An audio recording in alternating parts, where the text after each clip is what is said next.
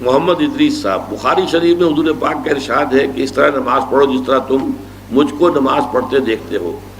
سوال یہ کہ حضور نے کس طرح نماز پڑھی جبکہ بخاری شریف میں حضور نے رفع یدین کی نماز پڑھی ہے؟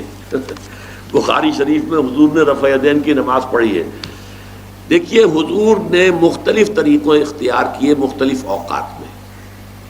اب صحابہ کا طرز عمل یہ ہوتا تھا کہ مثلاً ایک روایت آتی ہے کہ ایک صحابی حضور سے ملنے آئے، کوئی بدوی تھے، دیہات کے آدمی تھے، انہوں نے حضور کو دیکھا کہ آپ کا گریبان کھلا ہوا تھا، آپ نے بٹن لگائے ہوئے نہیں تھے۔ پھر انہوں نے ساری عمر اپنے گریبان کے بٹن نہیں لگائے کہ میں نے محمد کو اس طرح دیکھا ہے صلی اللہ علیہ وسلم۔ اب یہ ان کا جذبہ ہے، ان کی نیکی ہے، اتباع کا جذبہ ہے۔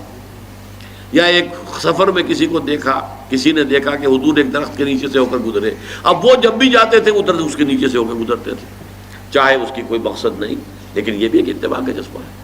تو اس میں یہ ہے کہ نماز کی بعض چیزیں ایسی ہیں کہ جن میں معلوم ہوتا ہے کہ حضور کچھ اس میں رد و بدل کرتے رہے۔ کبھی آپ نے ہاتھ بالکل کھلے چھوڑ کر بھی نماز پڑھی ہے، کبھی آپ نے ہاتھ نیچے باندھے ہیں، کبھی اوپر باندھے ہیں۔ اسی طریقے سے رفع یدین کبھی ایسا بھی ہوا ہے کہ آپ نے وہ کی ہے جیسے کہ اہل حدیث حضرات کرتے ہیں، اور جیسے کہ یہ شیعہ کرتے ہیں وہ اس سے بھی زیادہ کرتے ہیں رفع یدین۔ اہل حدیث سے آگے ہیں، وہ بہت آگے ہیں رفع یدین کے اندر۔ اور ایک رائے یہ ہے کہ حضور نے آخری زمانے میں آ کر سارے رفع یدین چھوڑ دیے تھے سوائے یہی جو تکبیر تحریمہ کے وقت ہے۔ اب یہ روایات، اب یہ بحث ہو جائے گی علمی، کس روایت کا کیا مقام ہے، کس کی کیا حیثیت ہے۔ بخاری شریف میں جو روایت ہے وہ یہی ہے رفع یدین کی، جو آپ صحیح کہہ رہے ہیں، لیکن یہ کہ بخاری شریف واحد کتاب تو نہیں ہے حدیث کی، مصنف عبد الرزاق ایک کتاب ہے، اور اسی طریقے سے اور اس میں یہ کہ امام مالک کے پیروکار، حالانکہ امام مالک مدینے کے دارالہجرہ کے امام ہیں، وہ رفع یدین نہیں کرتے۔ امام شافعی کے کرتے ہیں، امام مالک کے نہیں کرتے، امام ابو حنیفہ کے نہیں کرتے۔ تو ان چیزوں میں بہت زیادہ پریشان ہونے کی ضرورت نہیں ہے۔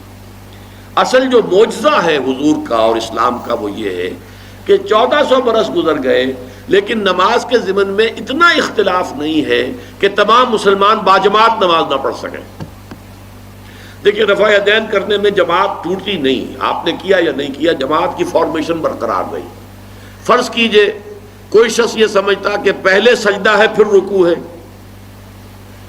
تو اب یہ دو آدمی ساتھ نماز نہیں پڑھ سکتے، جن میں سے ایک کے نزدیک پہلے رکوع ہے پھر سجدہ ہے، دوسرا یہ سمجھتا ہے کہ نہیں پہلے سجدہ ہے پھر رکوع ہے، نہیں ہو سکتی، ان کی جماعت اب جمع نہیں ہو سکتی۔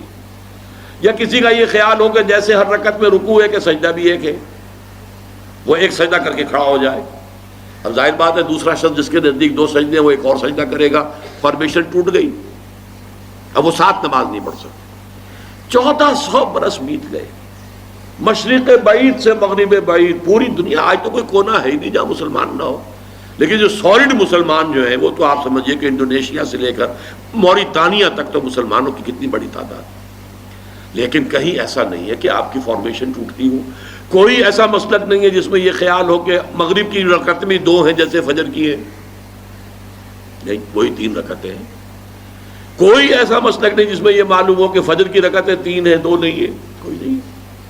عصر کی 2 ہیں یا 4 6 ہیں، یہ نہیں، وہی رکعت کی ترتیب، پہلے کھڑے ہونا ہے پھر رکوع ہے پھر کھڑے ہونا ہے پھر سجدے میں جانا ہے پھر بیٹھنا ہے پھر سجدہ پھر کھڑے ہونا۔ فارمیشن نہیں ٹوٹتی، شیعہ ہو سنی ہو، اور اس میں حنفی ہوں مالکی ہوں شافعی ہوں حنبلی ہوں زیدی ہوں ظاہریہ ہوں، کوئی بھی ہو، کسے باشد، تمام مسلمان مل کر جماعت سے نماز ادا کریں گے اور ان کی جماعت ٹوٹتی نہیں ہے۔ یہ ہے جس کو ہمیں سمجھنا چاہیے۔ یہ کیوں ہے؟ صلو کما رأیتمونی اصلی، کہ حضور کو جس طرح دیکھا صحابہ نے نماز پڑھتے ہوئے ویسے نماز پڑھ رہے ہیں، صحابہ نے ویسے نماز پڑھی، پھر آپ کے بعد تابعین نے اسی طریقے سے نماز پڑھی، پھر اس کے بعد تبع تابعین نے پڑھی، نسل بعد نسل منتقل ہو رہا ہے۔ باقی تھوڑا تھوڑا اختلاف اگر ہے تو اس کے لیے زیادہ پریشان نہیں ہونا چاہیے۔